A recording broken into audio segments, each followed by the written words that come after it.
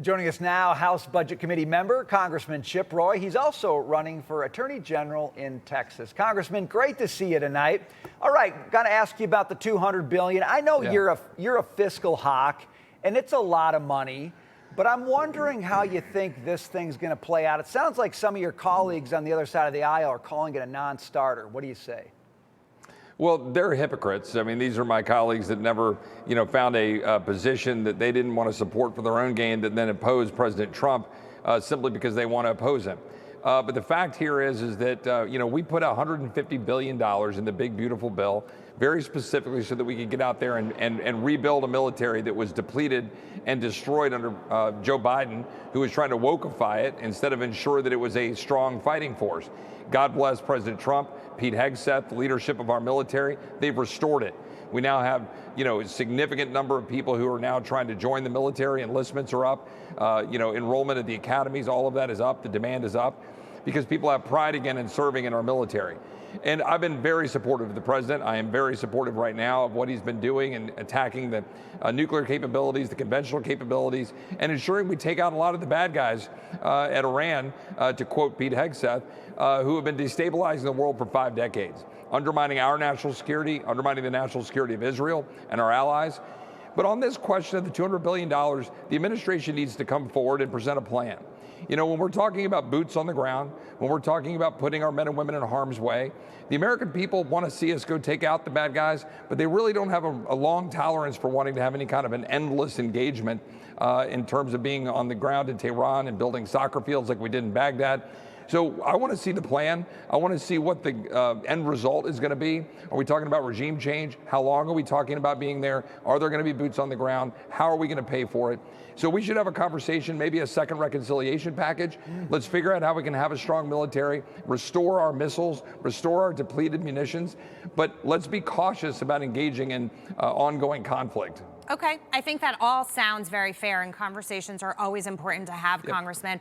But what keeps coming up for me is the Ukraine comparison, because even when Biden stood back and let Russia invade Ukraine, we saw oil prices go up to almost $125 a barrel. The diesel crack spread, which people are looking at right now, went to 83. Nobody was talking about that. Nobody was talking about the $187 billion that we forked over in aid and what the plan was going to be. And we're still in it. This is year 4. The problem that I'm having here is the lack of transparency at that time with respect to exactly what we were getting into. I think this administration's been pretty transparent about what the plan is and how it plans to accomplish its mission. Yet I'm just struggling to understand the Democrats' view on this and why everybody is up in arms about getting rid of terrorists and making the world a safer place from nuclear weapons.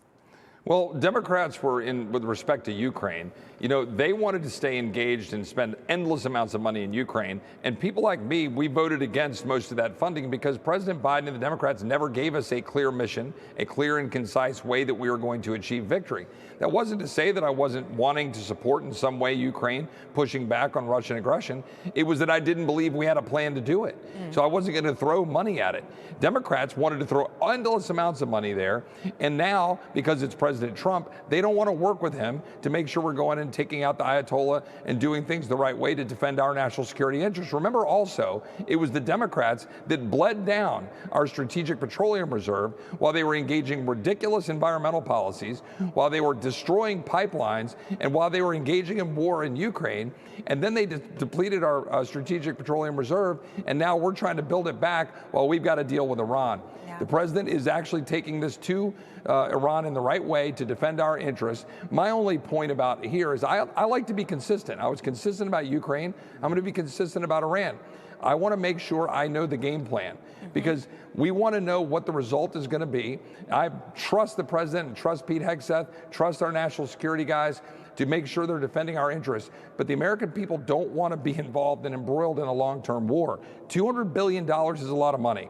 Pete needs to come tell us, is this to replace munitions, rebuild our stockpile, or are we talking about a long-term engagement? We need to know before we can go bless and write a blank check. But we very much support the president defending our interests. He's doing a great job. All right, tell us how you want to spend it. That's the message I'm hearing from you, Congressman Chip Roy. Good to see you.